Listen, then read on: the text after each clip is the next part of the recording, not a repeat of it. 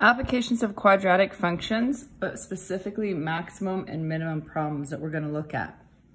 So these problems, you can't actually visualize the shape of the parabola like the bridge question and the trajectory motion questions.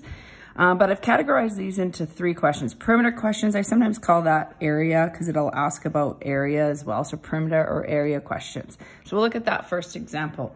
A rectangular field beside a barn is to be fenced in using 100 meters of fencing. If no fence is needed along the barn, determine the dimensions of the field with the maximum area. All right, so we have 100 meters, but because there's a barn on one side, we only need to fence 3 sides. Now with the number 100, we could probably do some kind of guess and check and some kind of, figure out how we want to evenly space our fence. But we're going to use a quadratic equation to make that easier for us, which is sort of the outcome that we're going to try and achieve here.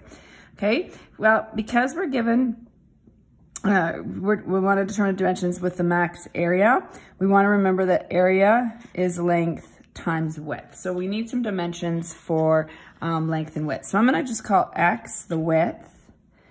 And then the length here, I need to represent that in terms of x. Okay, so for the length, I know that if I have 100 meters of fencing and I went and put my fence here, I would have to take 100 meters minus this x and minus this x. So the length is equal to 100 minus 2x.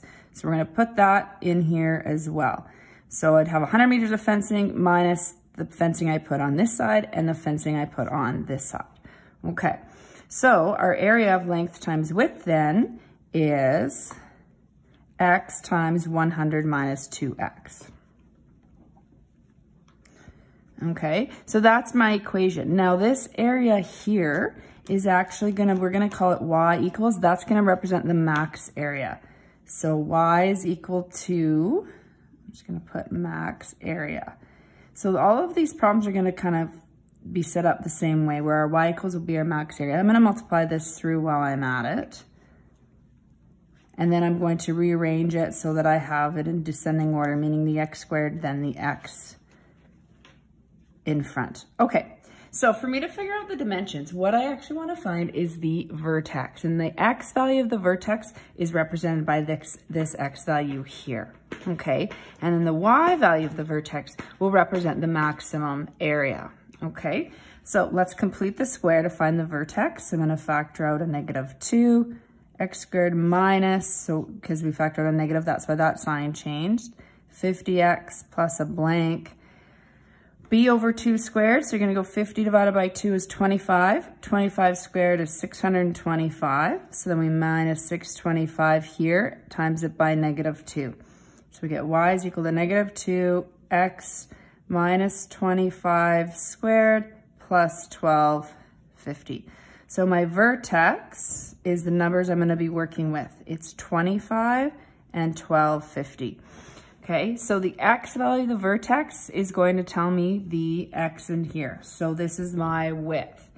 So the width is equal to the x, which is equal to 25 meters. And I'll just make that a little more clear and say that's the x value of vertex. All right, the length for my dimensions was 100 minus 2x. So 100 minus 2 times 25. So 100 minus 50 is 50 meters. Okay, so my dimensions are 25 meters by 50 meters. So that is my final answer.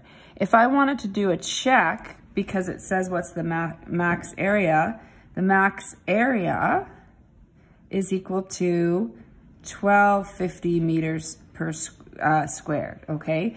That is my y value of the vertex. So that is the max area. So if I want to check that, 25 times 50 does equal 1250. So if my dimensions are 25 times 50, I get my y value of the vertex. So that's a way you can check these answers.